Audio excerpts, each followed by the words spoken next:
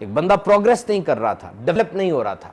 उसने एक दिन कहा मैं लिस्ट बनाता हूं तमाम चीज़ों की जो कि प्रोग्रेस की राह में, डेवलपमेंट की राह में रुकावट है। सबसे पहला निज़ाम ही ख़राब है, मैं कैसे प्रोग्रेस कर सकता हूँ। मेरे हमसाए ये बड़ा जलते सड़ते हैं, इनकी वजह से मैं प्रोग्रेस नहीं कर रहा।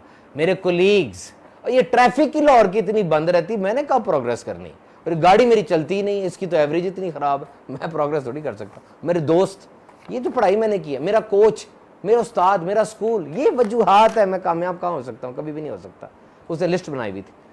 एक दिन उसका दोस्त आया, आकर कहता यार तू वहीं खड़ा जहाँ तू छोड़ के गए थे, क्या बात है, क्या वजह, वहीं खड़ा है, नाकाम क्यों है? वो तो खुश हो गया, मेरे पास तो लिस्ट पड़ी हुई है पूरी, ये देख, ये मेरी नाकामी की वजूहात है।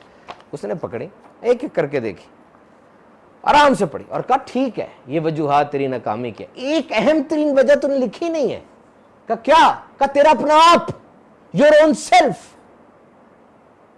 तेरा अपना आप किधर है इसमें?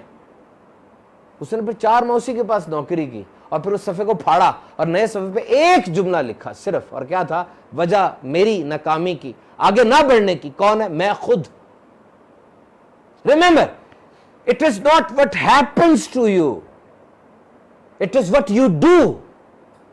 क्योंकि जो हो रहा है वो तो सबके साथ हो रहा है।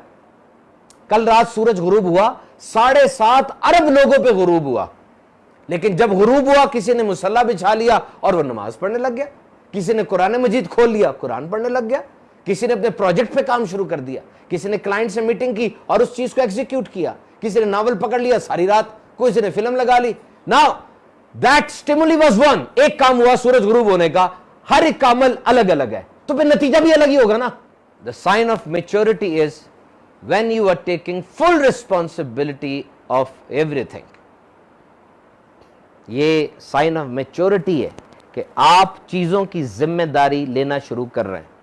बहुत से लोग इसीलिए आजाद नहीं होना चाहते कि आजादी साथ जिम्मेदारी लेकर आती है और उनको जिम्मेदारी बहुत भारी लगती है।